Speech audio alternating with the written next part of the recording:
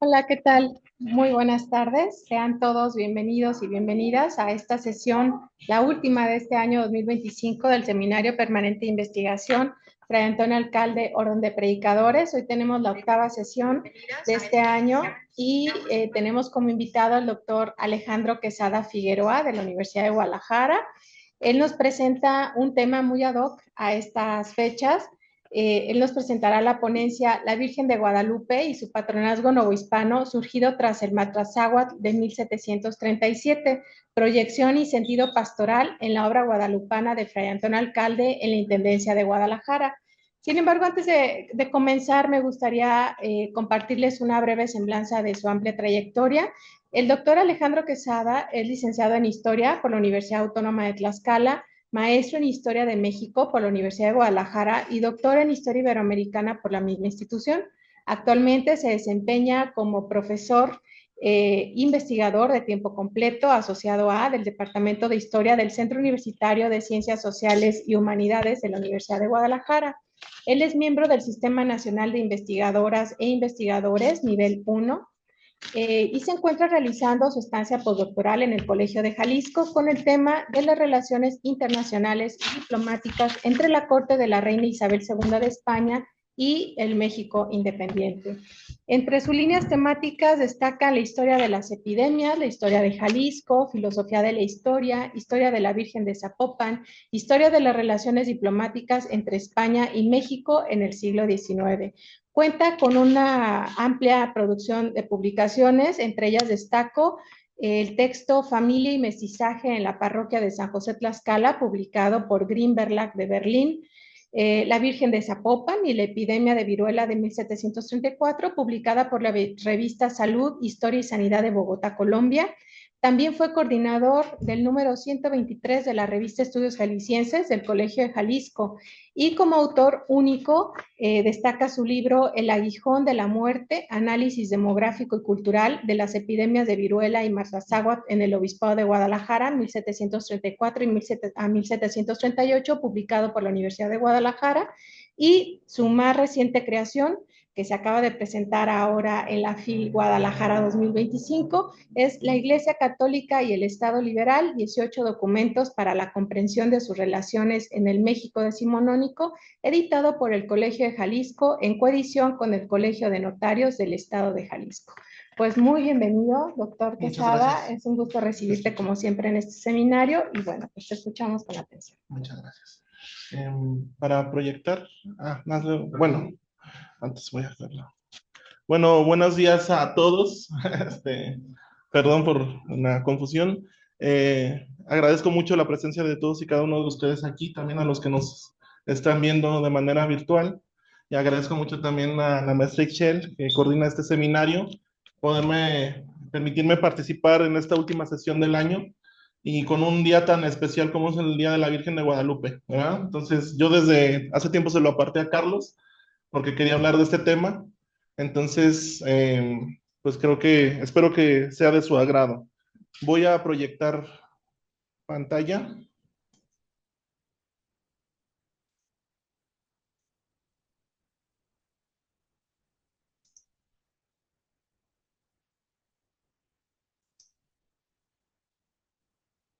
Y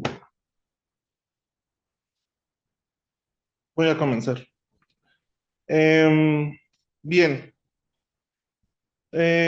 para comenzar con esta charla, pues bueno, quisiera comentarles que este trabajo, pues es resultado de un proyecto más amplio acerca de cómo temas culturales tales como la religiosidad, la salud pública y la construcción de entidades devocionales pueden ver su origen a través de datos demográficos, ¿no? Haciendo que, por ejemplo, la demografía histórica entonces trascienda más allá de lo numérico y que se aterrice a lo cultural y en especial en el occidente novohispano. Y uno de los temas que siempre me llamó mucho la atención fue este tema del patronazgo de la Virgen de Guadalupe sobre la Nueva España, y primero, en un primer momento sobre la Ciudad de México y después sobre la Nueva España, cómo tuvo su origen tras una epidemia de Matlalzáhuatl. Entonces es lo que vamos a platicar el día de hoy. Para comenzar esta charla, invito al público a situarnos en lo que era la Ciudad de México entre 1736 y 1740, un periodo en el que la Nueva España sufrió una de las epidemias más devastadoras del siglo XVIII, el Matlalzáhuatl. Su nombre procede del náhuatl y alude a las erupciones y manchas que brotaban en la piel de los enfermos, como si estuviera cubierta por una red de pústulas o granos azulados.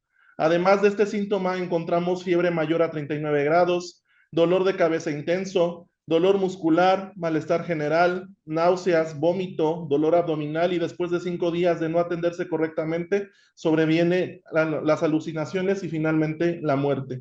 Aunque los médicos virreinales no podían identificar con precisión la causa del mal, la historiografía moderna lo vincula generalmente con el tifo exantemático o una fiebre hemorrágica similar, favorecida por las condiciones de hacinamiento, plagas y pobreza que caracterizaban a buena parte de la población. Gracias a los estudios de historiadores como América Molina del Villar o Miguel Ángel Cuenya Mateos, conocemos el origen de la enfermedad. El brote inicial lo encontramos en el verano de 1736 en el entorno de los obrajes de Tacuba, donde en las condiciones laborales eran tan insalubres como mortales. Las cuadrillas de trabajadores vivían amontonadas, en contacto constante con piojos y roedores, lo que finalmente facilitó la propagación de la enfermedad. ¿Qué es el tifo exantemático? Es un padecimiento provocado por los microorganismos llamados rickettsias, los cuales son pequeños bacilos gram negativos que comparten características tanto de virus al vivir y multiplicarse solo dentro de las células vivas del huésped como de las bacterias, al poseer enzimas y paredes celulares, así como necesitar oxígeno, y cuya supervivencia requiere un ciclo de que comprende necesariamente tanto un artrópodo vector, que puede ser el piojo, la pulga o la garrapata, con un animal huésped, por lo general vertebrado, que sirve de reservorio, ya sea una rata, un ratón o incluso el ser humano. Los humanos pueden poseer dos tipos de piojos, el de cabeza y el de cuerpo. El primero ha sido descartado por la rickettsiología como vector del tifo exantemático epidémico, siendo el piojo del cuerpo, conocido vulgarmente como ladilla, el que en 1928 fue descubierto como su único vector por el médico francés Charles Jules Henry Nicole, lo cual le valió el premio Nobel en Fisiología y Medicina de ese mismo año. Cabe señalar que la infección no proviene de la picadura del artrópodo, sino de sus heces al momento del frotamiento o rascadura sobre la zona de la piel que ha sido picada por estos insectos. Es con este acto que se provoca la hinchazón y rompimiento de vasos sanguíneos en la piel, con lo cual las rickettsias defecadas por el piojo tienen libre acceso al torrente sanguíneo de su nuevo huésped. Bueno, este tema lo trabajo sobre todo en el libro que mencionó la maestra Excel del aguijón de la muerte, ¿verdad? Al hacerlo suelen pasar de 8 a 15 días para que a su vez se reproduzcan en las células, provocando entre otros síntomas el surgimiento de petequias o ulceraciones de Peyer, en las cuales existe gran cantidad de rickettsias. Estas petequias fueron identificadas en el siglo XVIII en Nueva España con pústulas o granos matlat en forma de red azul sobre la piel, sáhuatl. De igual forma, la rickettsia se reproduce en demasía en el epitelio del intestino del huésped, encontrando como medio de propagación y diseminación, además de las petequias, las heces del huésped en turno, sea trópodo o vertebrado. Cabe señalar que no hay un conteo total fiable de muertos por el Matlalzáhuatl de 1736 a 1739 en toda la Nueva España. Lo que sí existe son reconstrucciones demográficas modernas a partir de libros parroquiales de entierros y otras fuentes. Eso obliga a hablar en rangos y órdenes de magnitud y no en cifras cerradas.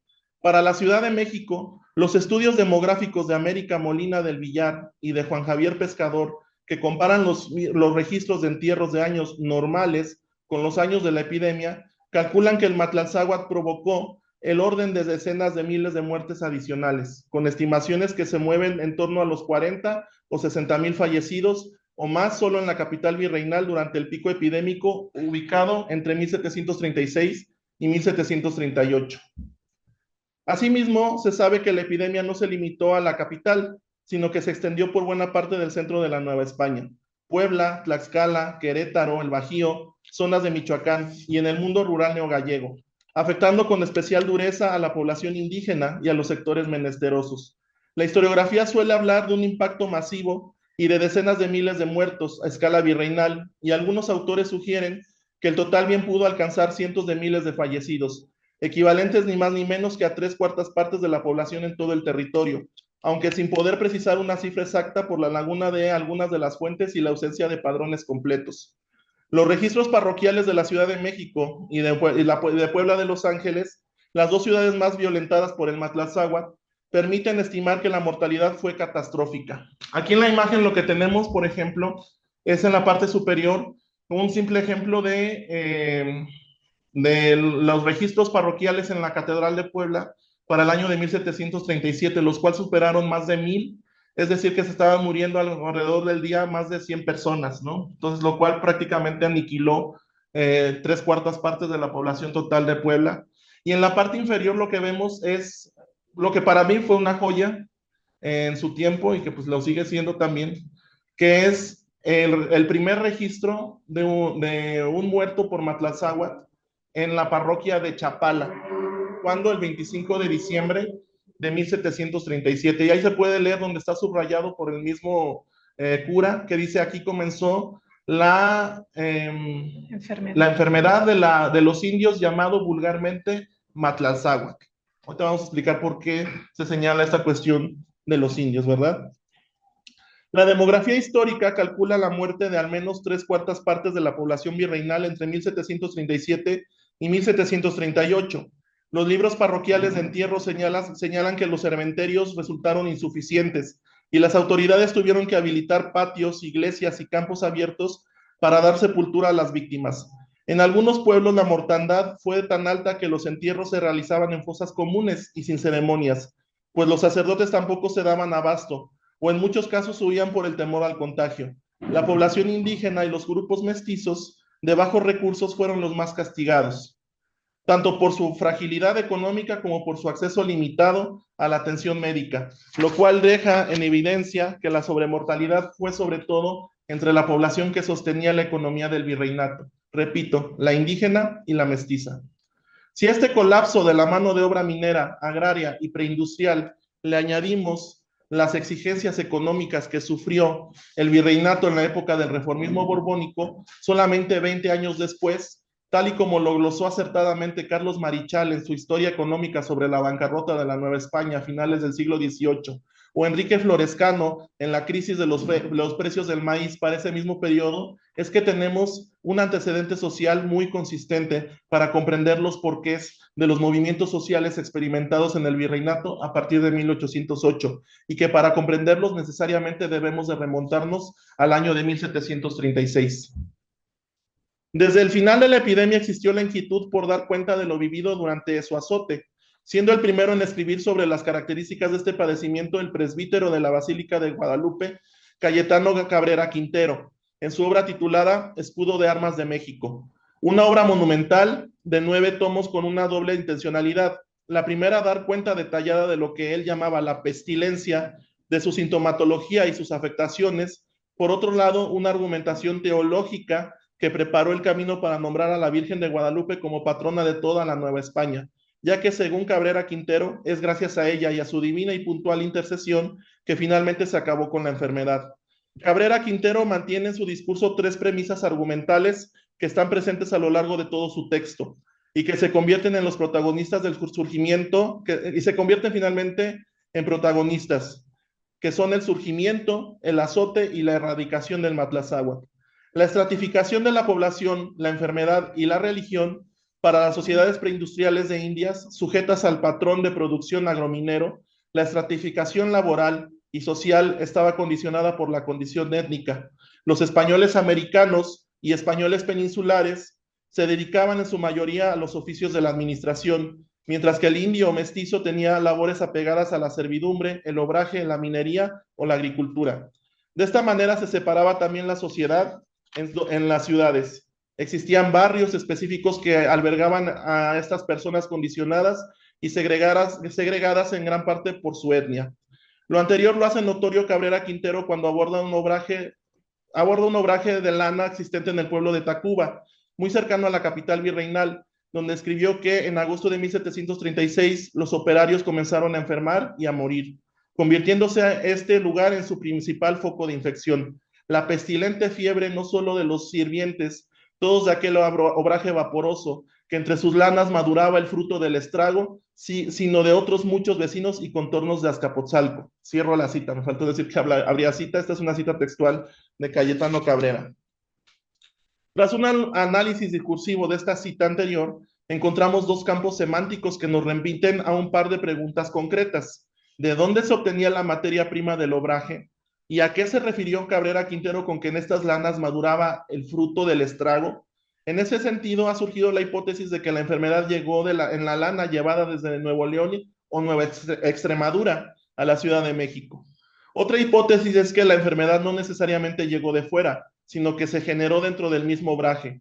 Las condiciones sanitarias y laborales de un obraje preindustrial del siglo XVIII en la capital del virreinato no eran en absoluto favorables para poder evitar el surgimiento de enfermedades, ya que eran sitios donde decenas de trabajadores no solo asistían a laborar, sino que incluso vivían en ellos, estando muchas veces hacinados, realizando todo tipo de funciones biológicas en estos espacios, sin mencionar la cercanía de convivencia con los animales, en una época en la que la convivencia con la sociedad, tanto humana como animal, era muy común. En cuanto a la segunda interrogante, encontramos que durante la época virreinal la población estaba infestada de piojos corporales y de la cabeza, debido a que la sanidad y otros hábitos como el baño diario y el cambio de ropa no eran costumbres muy arraigadas, por lo que estos insectos podían alojarse en la ropa y en los fardos de lana cruda. En este sentido, Cuenya Mateos y Molina del Villar comparten la idea de que la propagación del matlalzáhuatl se originó por el intercambio comercial de lana, pues el uso de las prendas explica la aparición de brotes en las tierras templadas de México, Puebla, el Bajío y por supuesto grandes extensiones del obispado de Guadalajara, especialmente las más frías como Zacatecas, San Luis Potosí o Los Altos. En las ciudades novohispanas del siglo XVIII existían lugares específicos y localizados por la población en los cuales había concentraciones de basura, suciedades, etcétera, que provocaban miasmas fétidos. En estas épocas, a los miasmas fétidos, pútridos, se les consideraba conductores de enfermedades. Aunado a eso, la venta de la ropa de los muertos durante las epidemias era algo muy común, lo que favorecía la propagación de la enfermedad. Si a estas situaciones le sumamos la costumbre que se tenía en la época de defecar y orinar en las calles como un hábito común y generalizado, tenemos factores de riesgo enormes para el surgimiento y propagación de epidemias. En Puebla y en la Ciudad de México, por ejemplo, estas costumbres perduraron hasta bien entrado el siglo XIX, por lo que consideramos que las villas y ciudades del resto de la Nueva España, y en específico también del Obispado de Guadalajara, no tendrían por qué exceptuarse de estas líneas. Cabrera Quintero señala que la enfermedad poco a poco se extendió más allá de Tacuba, comenzando a contagiar a los pueblos aledaños de Azcapotzalco y Tlacopan, y finalmente a la Ciudad de México. De allí se propagó a varias ciudades del virreinato. Señala que además de la capital virreinal, las víctimas del matlalzáhuatl se expandieron a las ciudades de Cholula, Puebla de Los Ángeles, Querétaro, Guanajuato, Irapuato y Silao, las tres últimas casi en las goteras neogallegas. En el escudo de armas de México se estiman 60,000 muertes en la capital y sugiere que unos 200,000 habían fallecido en toda la Nueva España. Cabrera Quintero señala también que las respuestas oficiales fueron tan variadas como insuficientes. Se improvisaron hospitales y casas de recogimiento, se disposiciones para limpiar acequias, se ordenó vigilar la venta de alimentos y bebidas y se intentaron aplicar tratamientos médicos basados en sangrías, brebajes aromáticos y emplastos, que lejos de curar solo proporcionaban un alivio momentáneo. Esto deja ver que la ciencia virreinal se encontraba en clara desventaja ante un mal que se expandía más rápido de lo que podía ser comprendido. Ante la impotencia médica, la religión adquirió un protagonismo indiscutible. Se organizaron rogativas, penitencias públicas, procesiones y novenarios. El sufrimiento colectivo se interpretaba como castigo divino y la esperanza se depositaba en la intercesión de santos y advocaciones marianas. Debemos de tener en cuenta que estas sociedades no estaban conscientes de lo que es una riqueza, un virus, todo esto, ¿no? Sino que las enfermedades aparecían o desaparecían por castigo divino o por voluntad divina. Fue precisamente en este ambiente de angustia y súplica que la imagen del Tepeyac se presentó ante la población como protector ante las pestes y la experiencia de muerte masiva. Terminó por consolidar una relación simbólica entre la guadalupana y la salvación del pueblo novohispano. Debemos tener en cuenta que la devoción de la guadalupana desde las apariciones de 1531, se había mantenido muy localizada en la jurisdicción del Arzobispado de México. Esto por 200 años. Y es a partir del Matlalzáhuatl, en un contexto de miedo, vulnerabilidad y súplica, que la figura de la Virgen de Guadalupe emerge como protectora de la ciudad, a tal grado que el 24 de abril de 1737, el Cabildo Eclesiástico y el Ayuntamiento proclamaron a Nuestra Señora de Guadalupe como patrona de la Ciudad de México, contra todo género de pestes, una decisión aprobada por el virrey Juan Antonio de Bizarrón y Eguiarreta. Este patronazgo sobre la Ciudad de México en 1737, promovido tanto por el arzobispado como por la Real Audiencia de México y el ayuntamiento de la ciudad, respondió en buena medida al contexto de crisis sanitaria durante la epidemia y buscaba consolidar a la Virgen de Guadalupe como protectora en tiempos de peste. La extensión en 1746 al virreinato, en la que el escudo de armas de Cabrera Quintero tuvo mucho que ver, buscaba unificar bajo su amparo espiritual a todas las provincias novohispanas, dejando a los cultos locales en un plano secundario y reforzando la devoción guadalupana como símbolo de identidad colectiva. Este patronazgo recibió la ratificación eclesiástica universal mediante la bula papal Non Est Equidem de Benedicto XIV, del 25 de mayo de 1754, tras lo cual se establecieron oficialmente sus festejos litúrgicos, incluyendo la celebración del 12 de diciembre como solemnidad. La bula de 1754 no solamente legitimó el patronazgo desde el centro de la Iglesia Católica, sino que institucionalizó su culto litúrgico con misa y oficios propios, garantizando su celebración general en todo el territorio.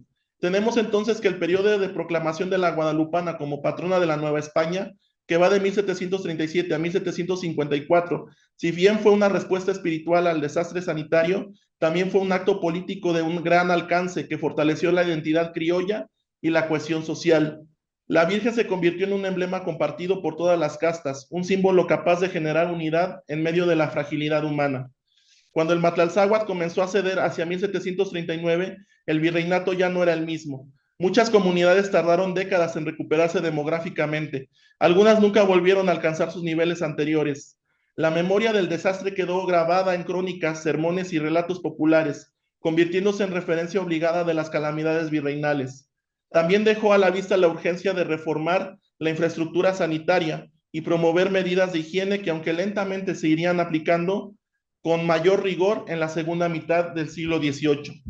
En el escudo de armas de México, la enfermedad es entendida como un castigo divino de los pecados del pueblo novohispano, y es por ese mismo medio, la intervención divina, en la que llega la enfermedad, también es el único medio por el que se puede ir. Cabrera Quintero, acerca de esta temática, escribe a propósito de una carta que el virrey, transcribe una carta que el virrey Bizarrón y Eguiarreta manda a la corte de Isabel de Farnesio en Madrid. Y cito textualmente, esto es lo que escribió el virrey. Se ha solicitado también el socorro espiritual de las divinas con plegarias, novenas, rogativas a Dios, su Santísima Madre y santos especiales abogados en esta ciudad y pueblo, procurando aplacar su justísima ira con procesiones y públicas penitencias. No ha bastado mucho, debe ser el número y mucha la gravedad de nuestras culpas y pecados, o poco eficaz el arrepentimiento cuando con todo esto se hace sorda su inmensa clemencia. Sigue Rosita. Tras el Matlalzáhuatl, un fuerte sector de la población novohispana se volvió al guadalupanismo, consolidando así el fervor a la Virgen Morena, en una época en la que su culto no se encontraba del todo generalizado ni fortalecido. La obra de Cabrera Quintero es clara en su propósito y la alegoría de su portada lo dice todo. Y aquí tenemos en la imagen la portada del escudo de armas de México. La Virgen de Guadalupe, como único medio de salvación que podían tener los enfermos, en su mayoría indígenas, ante la terrible enfermedad, la cual generó una crisis que reveló las desigualdades del sistema virreinal, que sometió a la sociedad a una prueba extrema y comenzó a cuestionar a sus autoridades, que catalizó las transformaciones profundas de la religiosidad, incluso la propia cultura política del virreinato. A partir de ese entonces, la Virgen de Guadalupe dejó de ser solo una devoción regional y se empezó a convertir en el símbolo protector más poderoso de todo el virreinato de la Nueva España. Así, en la tragedia de la enfermedad, se forjó también una de las bases espirituales más duraderas de la identidad mexicana. Este proceso de proclamación no solo respondía a una necesidad de auxilio espiritual, sino algo más profundo, la consolidación del guadalupanismo como símbolo identitario criollo, cohesionador social y gradualmente el germen de una política incluso de Estado. El obispado de Guadalajara había experimentado su propio proceso mariano de patronazgo sobre las epidemias también en la tercera década del siglo XVIII, es en esta misma década. Durante los meses que corren de abril de 1734 a enero de 1735, en el Real de Minas de San Gregorio Mazapil, perteneciente eclesiásticamente a Guadalajara, el bachiller Bartolomé José González e Hidalgo, cura parroquial del lugar, asentó como causantes de gran mayoría de los fallecimientos de los feligreses a las muertes por viruelas, las cuales en su mayoría afectaban a españoles americanos de las haciendas de Canutillo, Guadiana y de los pueblos de San José de Guatema y San Juan de Bonanza, sujetos a su parroquia. Situación similar sucedió en la parroquia de Tepatitlán durante el año de 1735. En Compostela, desde los últimos meses de 1733 hasta 1739, existe un ascenso de las defunciones, las cuales se fueron alternando entre viruelas, los primeros años calenturas y por último tabardillo, que es lo mismo que el tifo exantemático en el periodo más crítico. En el pueblo de Jala, Fray Miguel Villegas en 1733 escribió en el libro de defunciones: en este año fallecieron 35 párvulos indios por una enfermedad en Jala. Enfermedades que desde 1735 habían sido registradas como viruelas. En Tala, en 1734, la gran mayoría de muertes, las cuales superaban con creces las de los 10 años anteriores, fueron catalogadas como causadas por fiebres y vómitos y viruelas. Para los casos de la villa de Zapopan y de la ciudad de Guadalajara, las muertes se alzaban dramáticamente durante los últimos meses de 1734 y primeros de 1735. Sin embargo, los párrocos respectivos no anotaban la causa de la muerte. En la capital aumentaban los moribundos que alcanzaban a atestar, y en ambas poblaciones incrementaban los difuntos que alcanzaron a recibir los santos óleos. Ambas situaciones son indicadores de que las personas se encontraban seguramente en una condición crítica y que les daba tiempo de dejar las cosas arregladas, tanto terrenal como espiritualmente, antes de la muerte. Esta epidemia de viruela ha quedado verificada por el estudio demográfico realizado por un servidor, repito, entre 2016 y 2019. Cientos de personas murieron y muchas otras se contagiaron. Ante esta situación, Nicolás Carlos Gómez de Cervantes, 19 obispo de Guadalajara, mandó traer la imagen venerada de la villa de Zapopan, a unos cuantos kilómetros de la capital neogallega, ya que para ese entonces había trascendido que entre la gente lo que consideraban los indígenas una realidad, que la imagen de Nuestra Señora de la Expectación de Zapopan era sumamente milagrosa. Incluso ostentaba el título de taumaturga desde el año de 1641. No era la primera vez que la zapopana visitaba suelo tapatío. En 1699 acaecieron sucesos parecidos a los del 34. Una terrible epidemia asoló la ciudad, acompañada de fuertes trombas, rayos y tormentas, además de estrepitosos temblores de tierra. La calamidad se había cernido sobre Guadalajara y su región. Don Juan de Santiago León y Garavito, entonces obispo de la Mitra Tapatía, ante la desesperación de su feligresía, decidió traer a la ciudad de Guadalajara la imagen de Santa María de la O, venerada en la villa de Zapopan, la cual era ya famosa por ser milagrosa y taumaturga entre los indígenas zapopanos. Nos dice el testimonio que con la presencia de la imagen en Guadalajara se produjo que poco a poco la enfermedad fuera desapareciendo del total del territorio. Y cito textualmente: se contaron 9 días del dicho presente del presente mes, continuando las religiosas, las misas y rosarios, salves y letanías, procesos que se han celebrado y ejecutado en dicha Santa Iglesia Catedral, repitiendo las rogativas y súplicas para la salud de los enfermos de esta ciudad, temblores de tierra que se experimentan. La Gran Señora salió de esta ciudad y algunos días antes era público y notorio en ella que ya habían acabado la enfermedad pestilente y que los enfermos eran ya muy pocos y fuera de riesgos. Y asimismo que todo el tiempo que la Santísima Imagen estuvo en la ciudad no hubo ya más temblores de tierra. Cabe señalar que el documento es explícito que la de 1691 fue la primera visita oficial de la Virgen de Zapopan a Guadalajara, suceso que no volvió a acontecer sino hasta 1734. En ese año sucedieron una serie de acontecimientos igualmente calamitosos para el pueblo tapatío. tanto naturales como epidémicos. Desde los meses de mayo y junio cayeron en Guadalajara terribles trombas, acompañadas de tormentas eléctricas como nunca se habían visto. Por ello, el obispo Nicolás Carlos Gómez de Cervantes, que está aquí en la pantalla, comenzó el proceso para la declarar patrona contra tempestades, rayos a la Virgen de Zapopan desde junio de 1734, por lo cual ordenó que se recabasen testimonios de milagros hechos por la imagen, y así poder argumentar la concesión del título. Sin embargo, conforme van pasando los meses, llegamos a septiembre, cuando al título de tempestades y rayos se le añadió el de epidemias. El mismo Gómez de Cervantes no alcanzó a jurar a la Virgen de Zapopan como patrona contra rayos, tempestades y epidemias, ya que murió víctima de la viruela el 6 de noviembre de 1734. 3 días después de su entierro, el 12 de noviembre, el ayuntamiento y el cabildo catedralicio, en una solemnidad celebrada en el Palacio del Ayuntamiento, otorgaron a la zapopana el patronazgo y la abogacía de las tempestades, los rayos y las epidemias. Es en el acta de juramentación del 12 de noviembre que se decreta que, a partir de esta fecha, año con año, se llevase a la Virgen de su basílica en Zapopan a Guadalajara.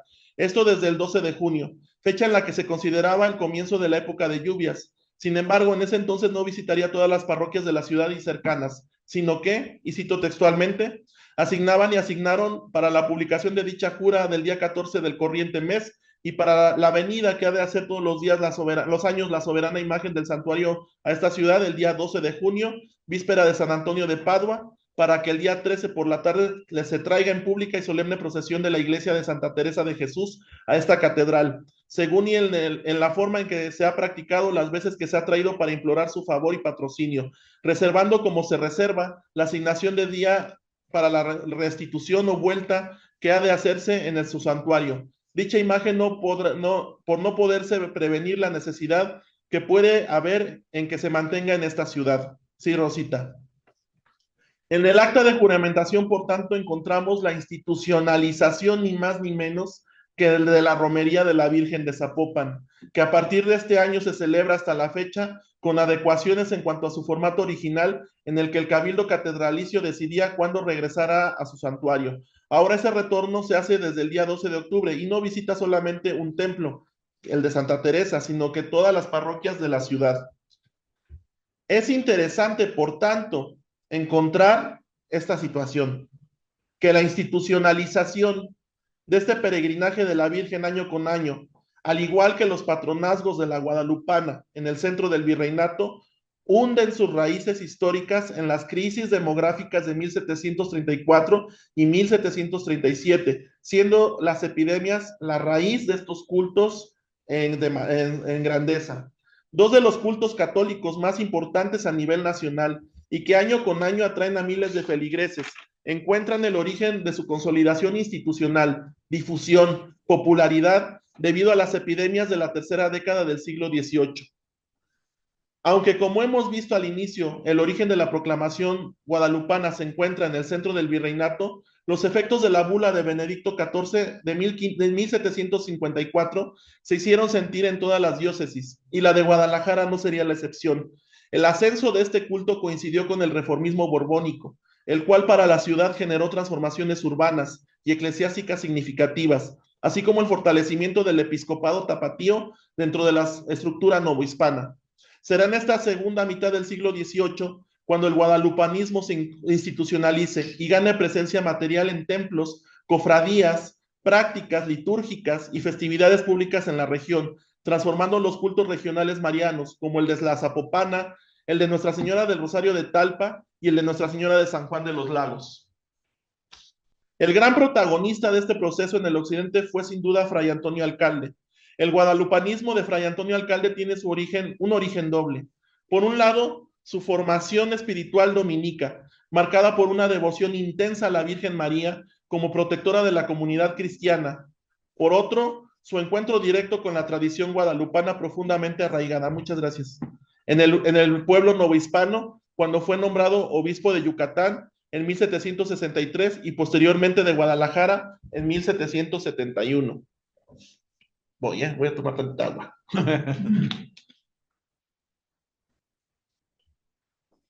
Muchas gracias, señora.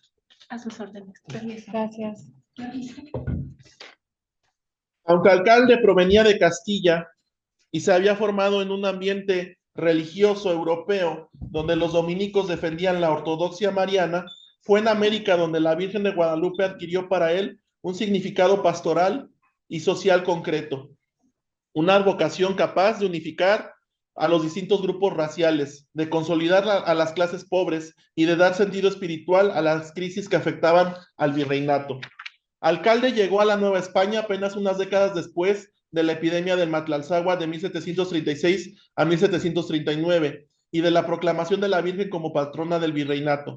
Ese contexto reciente dejó una sensibilidad viva en torno al papel de la Virgen del Tepeyac como protectora contra enfermedades, calamidades y desigualdades. Alcalde asumió esa herencia devocional como parte de lo que consideraba su deber episcopal, llevar consuelo, salud y cohesión a una sociedad marcada por la mortalidad, la miseria y las carencias de un sistema colonial. Así su guadalupanismo no fue una importación europea, no debemos de verlo de esa manera, sino la integración plena del catolicismo social que encontró en la Nueva España con lo que él ya traía también de España, ¿no? El obispo comprendió que la Virgen de Guadalupe era más que una imagen venerada, era una institución emocional y política, una figura a la que acudían los pobres, los enfermos, los menesterosos, los indígenas y los mestizos con la misma fuerza de fe que los criollos. En esta advocación vio un instrumento providencial para impulsar sus grandes proyectos episcopales, hospitales para los enfermos, hospicios para los huérfanos, obras públicas para dignificar la ciudad y políticas pastorales para integrar a las castas y poblaciones marginadas. En otras palabras, Alcalde no solo adoptó el guadalupanismo, sino que lo transformó en ¿qué? En un programa de gobierno pastoral. El resultado fue una ecuación espiritual y social muy característica de su tiempo, la Virgen como garante de la salud y la vida comunitaria, y él mismo como obispo pastor que concreta en obras materiales la protección divina otorgada por ella. En la devoción guadalupana encontró el fundamento perfecto para su visión episcopal. La Iglesia debía defender la vida, aliviar el sufrimiento y unir a todos bajo su mismo manto. Por eso, en su gobierno, especialmente en Guadalajara, la Virgen del Tepeyac se convirtió en un signo visible de asistencia, de humanidad y de reforma cristiana. El guadalupanismo de Fray Antonio Alcalde es en este sentido el fruto maduro de una espiritualidad dominica al servicio de un pueblo que ya veía en la Virgen de Guadalupe a una madre y patrona de la Nueva España. El culto a la Virgen de Zapopan había sido desde el siglo XVII una de las expresiones devocionales más firmemente arraigadas en Guadalajara. Su imagen, estrechamente vinculada a la labor franciscana y a las comunidades indígenas que poblaron la región, era conocida como protectora de la ciudad frente a sequías, inundaciones, temblores y epidemias, en un equilibrio ritual que se reafirmaba cada año con la llegada de la romería a la capital del obispado. Esta devoción afectiva y comunitaria definió durante generaciones un sentido de identidad local profundamente regionalista. Sin embargo, cuando Fray Antonio Alcalde asumió el gobierno episcopal en 1771, la realidad política y eclesiástica del virreinato habían entrado en una nueva fase.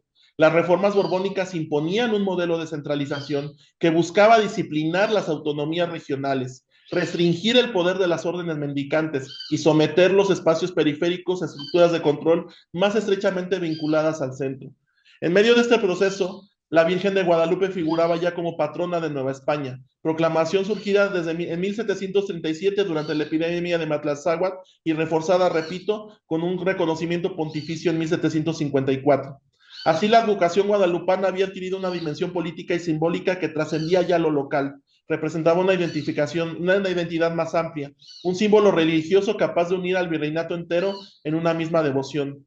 Alcalde supo leer este horizonte y lo incorporó de manera orgánica en su proyecto pastoral. Lo hizo no solo por obediencia a la política eclesial, sino porque comprendió que la figura de la Virgen del Tepeyac respondía mejor a las necesidades de la Guadalajara que él gobernaba, una ciudad que crecía, se modernizaba y buscaba integrarse con los circuitos institucionales del virreinato. La Virgen de Guadalupe se convirtió así en el rostro religioso de sus grandes iniciativas asistenciales, hospitales para enfermos, hospicios para huérfanos, desamparados, obras urbanas que buscaban dignificar la conciencia social. En sus mandatos, disposiciones y festividades, la guadalupana se presentó como madre común de todos los fieles, sin distinción de castas. el símbolo que mejor encarnaba una pastoral social orientada al bien común. Este impulso no anuló la devoción zapopana, pero sí la subordinó. La Virgen de Zapopan pasó a ocupar un lugar más delimitado en lo ceremonial y en lo territorial, conservando su prestigio afectivo, pero cediendo su centralidad a la vida pública de la ciudad. El obispo, representante de la autoridad diocesana y del modelo reformista, asumió la condición espiritual que antes pertenecía en gran medida a los franciscanos, y con ello la gestión misma de la caridad y del orden urbano. De este modo, la secularización en el occidente novohispano no se expresó solo en decretos o tensiones institucionales, sino también en el plano de las devociones. Ahora era la diócesis y no una orden mendicante la que guiaba las manifestaciones piadosas más visibles y vinculantes. El desplazamiento simbólico de Zapopan hacia un segundo plano fue en última instancia el reflejo religioso del proyecto borbónico. Prevalecía la devoción que articulaba al centro con la periferia, la que fortalecía la autoridad episcopal, la que adecuaba a una iglesia que aspiraba a una mayor racionalidad y control. Si Zapopan representaba una memoria regional, Guadalupe representaba un destino común. La primera era protectora de una ciudad, la segunda emblema de un virreinato entero.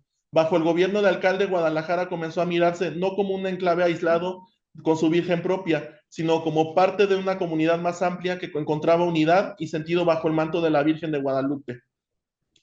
Así el guadalupanismo alcaldiano fue mucho más que una devoción promovida por un obispo piadoso, fue una estrategia pastoral y política que consolidó el centralismo borbónico, transformó el mapa espiritual del occidente y preparó el terreno para las grandes mutaciones del siglo XIX, cuando el culto guadalupano se convertiría en uno de los lenguajes religiosos y semióticos y semánticos de la nación en construcción. La Virgen de Zapopan sobrevivió y hoy es inseparable de la identidad de Tapatía, pero durante el gobierno de Fray Antonio Alcalde la historia comenzó a escribirse desde el centro y bajo la sombra del Tepeyac. Durante el periodo de la independencia, la Virgen de Zapopan recuperó un protagonismo excepcional en el occidente de México. Si en tiempos virreinales su culto había quedado progresivamente subordinado al ascenso guadalupano, promovido por autoridades como Fray Antonio Alcalde, la crisis política que culminó con la ruptura, en la ruptura con la corona española modificó el mapa simbólico de la región. Las élites militares y civiles jaliscienses buscaron entonces referentes que afirmaran la identidad y autonomía regional federalista frente al antiguo centralismo borbónico, que pretendía proyectarse en una república emergente. En esa coyuntura, la Virgen de Zapopan, históricamente vinculada al territorio, a la protección ante adversidades y a la memoria colectiva del Reino de la Nueva Galicia y posteriormente de la Intendencia de Guadalajara, volvió a ocupar un papel rector. No es casual que en 1821 fuera proclamada generala de armas del ejército insurgente de la Nueva Galicia, recibiendo emblemas militares y siendo reconocida como protectora de la causa federalista en Jalisco. 2 años después, en junio de 1823, ya en pleno México republicano y con el recién constituido Estado Libre y Soberano de Jalisco, las autoridades civiles la declararon protectora universal del Estado, consolidando su papel como símbolo político, religioso y regional. Este ascenso marcó una inversión temporal de la jerarquía devocional. La Virgen de Zapopan, que bajo el reformismo borbónico había perdido visibilidad ante la consolidación institucional del guadalupanismo, se convirtió ahora en emblema de la identidad federalista del occidente, en una figura legitimadora de la soberanía local. Sin embargo, esta recuperación de centralidad no significó un desplazamiento duradero del culto guadalupano. La Virgen de Guadalupe, ya consolidada desde el episcopado alcaldiano como símbolo de unidad territorial y espiritual, mantuvo su lugar privilegiado en el imaginario nacional incluso después de la consumada la independencia. Es así que Zapopan funciona como estandarte regional, pero Guadalupe siguió siendo la imagen que daba sentido a la nación emergente. Así, en Guadalajara se produjo una dicotomía simbólica. Por un lado, la Virgen de Zapopan encarnaba la defensa del territorio jalisciense y la memoria local insurgente. Por otro, la Virgen de Guadalupe representaba el proyecto de nación más amplio y la continuidad de una identidad colectiva que superaba la escala regional. Con el paso del siglo XIX, aquella tensión entre devociones dejó de expresarse como una rivalidad y dio lugar a una convivencia estable. La Iglesia independiente, afectada por disputas entre Estado y clero, guerras civiles y laicizaciones parciales, comprendió que la religiosidad popular no podía ordenarse únicamente desde arriba. La fuerza de los cultos provenía de la fidelidad, ni más ni menos que del pueblo.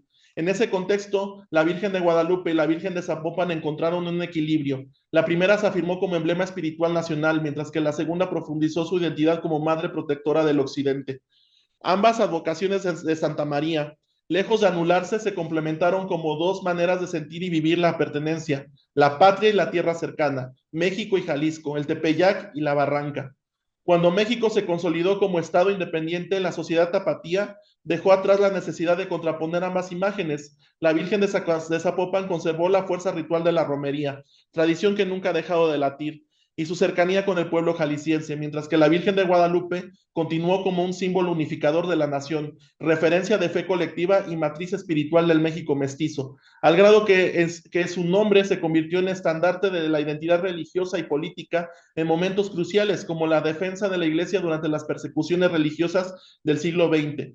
¿Cómo olvidar el grito cristero de Viva Cristo Rey y Santa María de Guadalupe, que en unos meses cumplirá ni más ni menos 100 años?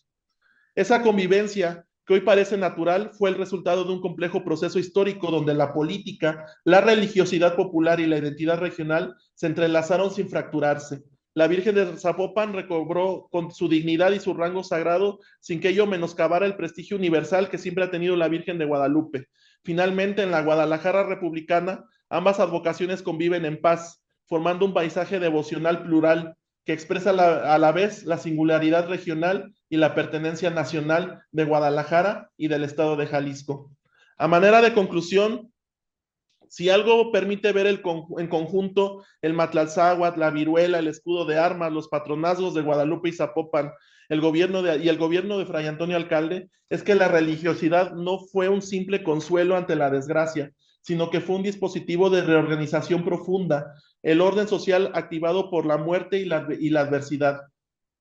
Las epidemias no solo acabaron con la vida de miles, sino que desordenaron jerarquías, saturaron las categorías tradicionales de pecado y de castigo, pusieron en crisis la capacidad del virreinato para proteger a quienes sostenían su economía.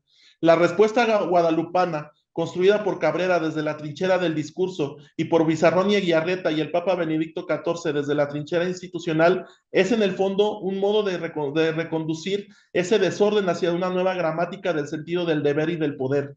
El sufrimiento de los pobres se reescribe como espacio privilegiado de intervención mariana y la Virgen se vuelve el rostro aceptable de una biopolítica rudimentaria que promete protección donde el Estado ya ha fracasado.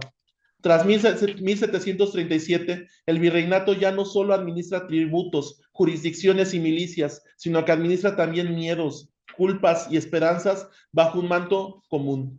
En el occidente la operación es aún más compleja porque se superponen dos capas de memoria, la memoria colectiva del año de 1734 y la memoria guadalupana del Matlalzáhuatl de 1737, a cual alcalde se sitúa justo en el cruce de ambas y actúa con un notable ingenio como un verdadero curador de símbolos. Al privilegiar a Guadalupe sin anular a Zapopan, reordena el mapa devocional de la Nueva Galicia, de la que le toca atestiguar en carne viva su abolición y el surgimiento de la Intendencia de Guadalajara, según las coordenadas del reformismo borbónico. El centro sobre la periferia, la diócesis sobre la orden de mendicante, el criollismo sobre lo meramente local. Pero esa brillante operación del fraile de la calavera no debe ser interpretada solo como obediencia a Madrid. Es también una lectura fina que el obispo hace de la realidad tapatía, una ciudad que se está transformando, que crece, que se enriquece, que se puebla y a la vez se enferma y se empobrece. Una ciudad que crece, que necesita un símbolo que permita pensar la desigualdad ya no como ruptura, sino como una diferencia reconciliada bajo la idea de una madre común.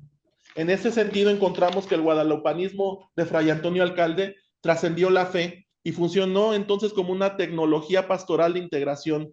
Hace posible nombrar el dolor, canalizar la caridad, legitimar nuevas instituciones y al mismo tiempo subordinar sin romper los antiguos equilibrios franciscanos y zapopanos.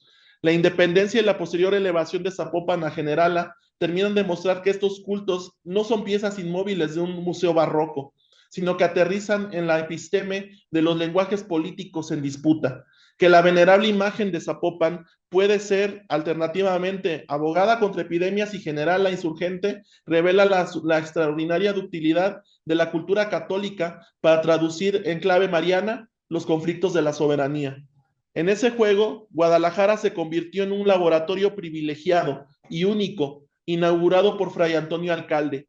Allí se ensaya la tensión entre un símbolo unificador de largo alcance, que es la Virgen de Guadalupe, y un símbolo regional que ancla las lealtades locales, que es la Virgen de Zapopan. Que ambos terminen coexistiendo sin anularse, como sí sucedió en otras regiones del mapa novohispano, no es un desenlace natural, sino el resultado de negociaciones silenciosas entre el Estado, la Iglesia Católica y sobre todo el pueblo y la feligresía viva. Es el resultado de equilibrios ontológicos que permiten que el México republicano sea a la vez heredero del patronazgo virreinal y de las fidelidades regionales forjadas en las crisis demográficas del siglo XVIII. Y quizá ahí está el punto más sugerente para nosotros como historiadores.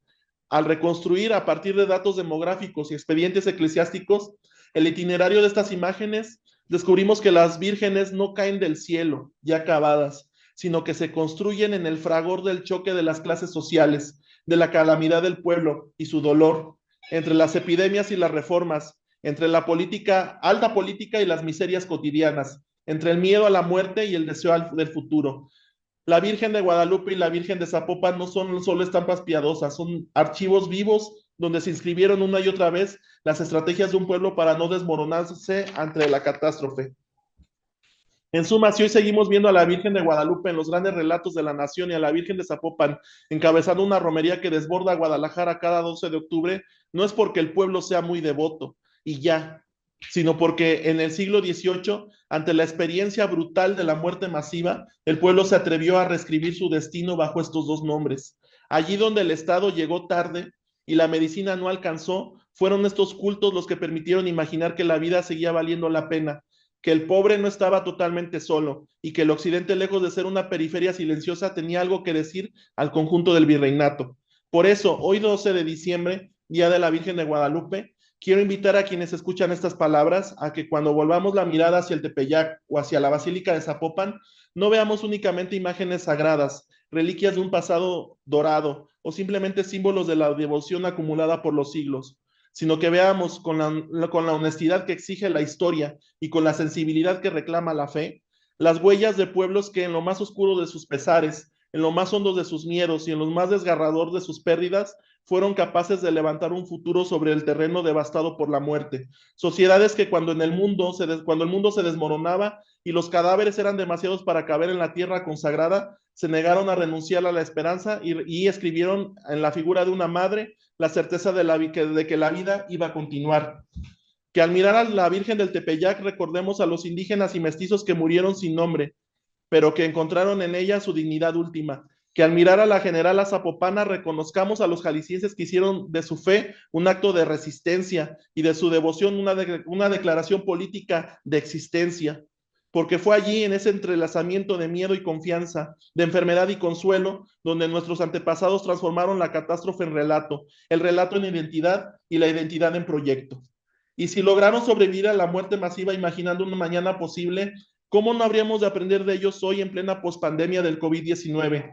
En tiempos en que también nos acechan nuevas incertidumbres, nuevas epidemias, nuevas divisiones. Mirar a la Virgen de Guadalupe y a la Virgen de Zapopan es recordar que la historia mexicana y jalisciense no se ha sostenido jamás en la comodidad, sino en la decisión colectiva de nunca rendirse.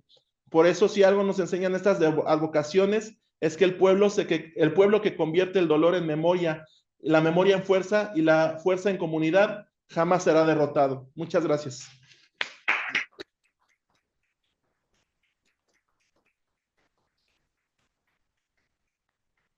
Pues muchas gracias, doctor Quesada, por este magnífico trabajo, un trabajo muy completo, más que ponencia, toda una conferencia magistral para cerrar este año académico. Muchas felicidades, gracias por compartirlo. Y bueno, abro micrófonos a los integrantes de este seminario, a los que se encuentran conectados, a los que están aquí presentes también, que nos están visitando, por si tienen algún comentario o pregunta. Adelante, no sé quién quiera hacer uso de la voz. Está el doctor Edgar Yáñez. Por favor, te escuchamos. Hola, ¿qué tal? Espero me escuchen bien porque tengo aquí una deficiencia de internet. Bien, bueno, felicitar al doctor Quesada por su magistral conferencia. Bueno, aquí ya nos ilustró bastante. Pues más bien sería hacer como comentarios al margen, ¿no? Quizá para ir redondeando lo que nos presentó el doctor. Por un lado, tener presente cómo alcalde hace suya esta devoción, que ya nos lo narró el doctor. Sin embargo, señalarles que, bueno, no sé si el doctor ubique este texto, que, bueno, creo que fue publicado por el padre Tomás de Híjar. Es la práctica idea de un prelado de la América septentrional, que es como una especie de biografía extraña en torno a Fray Antonio Alcalde, hecha por uno de sus canónigos, que lo estaba acusando, ¿no? De que estaba malgastando el dinero frente a Lorenzana, y sin querer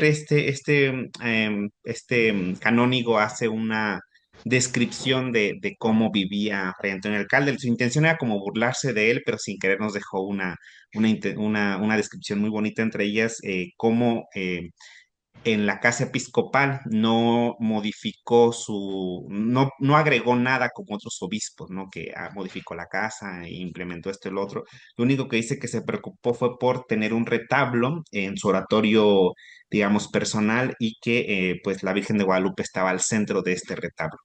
Eso por un lado. Lo otro, que desde luego como obispo, pues sí había como una especie, eso sí, no sabría señalar, a lo mejor el doctor podría aclararnos lo mejor. Sí, como obispos había un programa, estuve tratando de buscar si el Cuarto Concilio Provincial Mexicano generó un programa en torno a la Virgen de Guadalupe. Sé que después del patronazgo, sí se intentó como que las diócesis tuvieran presente a la Virgen de Guadalupe, pero no sé si hubo un programa específico. En el Cuarto Concilio Provincial se da por sentado a la Virgen de Guadalupe como patrona pues del arzobispado al que pertenecía, bueno, estas diócesis. Simplemente se da por sentado, hay una bula que citan y me parece que es la bula del patronato. Sin embargo, parece que sí hay también un programa, ¿no? Como de consolidar la iglesia en un culto central, ¿no? Con esta idea centralista que ya nos narró el doctor. Y por eso, y lo otro es preguntar si ha tenido acceso de casualidad al archivo em, de lo que hoy es como el santuario de la Virgen de Guadalupe. Yo estaba entendido que se estaba organizando, se estaba clasificando, inclusive se estaban paleografiando algunos documentos de ese archivo, y quería saber si el doctor había podido tener acceso a ellos, y si no, pues a ver si se pudieran acercar a ellos, a ver si ya están disponibles, porque creo que también va a dar mucha luz sobre estas prácticas muy, muy puntuales en torno al santuario, en torno a la presencia de alcalde en este santuario. Desde luego, pues decidió él que sus restos permanecieran ahí, entonces hay un significado alcaldeano y guadalupano, ¿no? En torno a estas dos figuras. Y finalmente señalar que, bueno, en la colección Mates, no voy a dejar de hablar de esta colección, que es el tema central de mi tesis. Hay dos colecciones, hay dos, digamos, dos entradas en la biblioteca que simplemente aparece como oraciones, ¿no? Pero son varios impresos sueltos, y entre ellos aparecen tres impresos sobre Guadalajara. No fueron impresos en Guadalajara, pero fueron impresos para Guadalajara. Es decir, que fueron impresos en la Ciudad de México y en torno a las fiestas de la Virgen de Guadalupe aproximadamente. Tiene que ser antes de 1793, no tienen la fecha de impresión, pero son previas a la llegada de la imprenta en Guadalajara. Y ahí están haciendo las invitaciones para las festividades en torno a la Virgen de Guadalupe. Son estos convites que se hacen a la sociedad, y se narra en estos poemas. Son muy breves, desde luego como 5 o 6 versos. Y entre ellos, bueno, se señala esta devoción guadalupana en Guadalajara, ¿no? Hablan del guadalajareño que tiene amor a la guadalupana, por ejemplo, ¿no? Y bueno, ahí nada más comentar el doctor que pues están ahí en el Colegio de Jalisco, si gusta echarle un ojo para ver cómo esta práctica, ¿no? De cómo se invitaba a las fiestas y cómo se les dice: cuelguen su imagen afuera de su casa y pongan colguijes, pongan adornos, barran su calle, y pues que esté bonito, porque pues seguramente se está invitando para una procesión. Y bueno, esos eran mis comentarios al margen que quería hacer a la conferencia del doctor. Felicidades nuevamente y muchas gracias.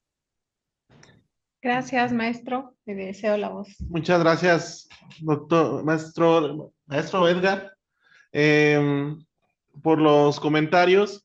Al archivo del santuario, pues solamente he tenido oportunidad de revisar los textos de la sección sacramental, es decir, los bautizos de fusiones y matrimonios. No he tenido acceso a la sección disciplinar, que es toda la sección de gobierno, eh, que creo que sería muy interesante porque creo que ahí se va a plasmar mucho de esto. También creo que falta revisar esta parte, ¿no? De una perspectiva del guadalupanismo alcaldiano como una acción política y social que nos dice también el archivo. Y creo que eso es una propuesta muy interesante que sin duda algún día tiene que ser trabajada. El hecho, por ejemplo, como mencionas, ¿no? De que haya elegido ser sepultado en el santuario y no en la basílica de Zapopan, te habla mucho de su devoción, ¿verdad? Y también de la proyección pues de su gobierno. Entonces, sí te agradezco mucho eso. Y pues voy a buscar los textos que me comentas que están aquí en la Mates. Suena muy interesante porque finalmente también dentro de las festividades y todo esto, pues vamos viendo cómo se va inculcando o cómo se va educando a la población para tener acceso o para que vaya más bien apropiándose de estos cultos, ¿no? Y que pues prácticamente yo podría decir que el guadalupanismo pues sí es un culto trasplantado en el siglo XVIII, ¿no? No era tan popular antes, o mínimo, y es con Fray Antonio que encuentra su proyección, y después también con Pedro Loza y Pardavé, ¿no? Que también él era ultra guadalupano, que incluso por ahí una vez leí que intentó acabar con la romería, ¿no? Y que solamente se festejara solamente el 12 de diciembre, y pues afortunadamente no lo logra, ¿no? Pero esta cuestión, pues estas dicotomías culturales creo que valen mucho la pena ser estudiadas desde la perspectiva de los significantes culturales, de la cultura política, ¿no? Muchas gracias. Gracias. Aquí alguien que nos visita. Si nos puedes dar tu nombre y Sebastián, comentario. mucho gusto. A mí se me hace muy interesante lo que se comenta sobre este sincretismo entre la guadalupana y la zapopana, y es algo muy curioso porque, bueno, Fray Antonio Alcalde pertenece a la Orden de Predicadores, los dominicos, y históricamente entre los dominicos y los franciscanos siempre ha habido mucha tensión, mucha riña. Entonces el hecho de que aquí haya traído a la Virgen de Guadalupe, los franciscanos lo pueden tomar como un acto de desafío, ¿no? Y que, como lo vemos, hay riñas históricas que intentan suprimir el culto zapopano. Afortunadamente se logra una unificación y una coexistencia de ambos. Y se me hace muy interesante esta cuestión que se intentó borrar o que intentaron chocar los dos cultos. Digo, a pesar de que Fray Antonio Alcalde fue de una orden mendicante, pues él correspondía a una autoridad diocesana, entonces él hizo bien en no suprimir el culto zapopano, pero ir implementando poco a poco, también por obediencia eclesiástica, el culto guadalupano. Muy bien, muchas gracias. Sí, Muy interesante. así es. Sí, adelante. Qué gusto, Carolina, estudiante de la carrera de Historia Ujú, ujú. de la ONG. Bueno, la figura de alcalde para mí es un privilegio conocerla. El hecho de que hoy sienta las bases de la Universidad de Guadalajara en base pues, al culto guadalupano, también sienta el hospital San Miguel de Belén. Y también sienta lo que es el barrio del santuario, que las cuadritas, toda esta cuestión alrededor del santuario y muy importante dónde está ubicado, ¿no? A las afueras de la ciudad, o sea, porque ya lo que es Alcalde de Barranquitas, toda esa zona, todo lo que es el barrio del santuario, pues está a las afueras, o sea, no, porque recordemos Guadalajara, pues nada más ir al centro, y donde se ubica el santuario es a las afueras, o sea, atender a hacer toda esta todo este barrio a las afueras de la ciudad y poniendo uno de los hospitales que hoy es clave dentro del occidente de México, pues vemos cómo Fray Antonio Alcalde se preocupó más que nada por el hecho de que no estuviera tan centralizado, de que nada más en el centro de la ciudad, sino que también procurara a más partes de lo que es hoy la capital del país. Muchas gracias Muchas gracias. por tu comentario. ¿Alguien más que quiera participar?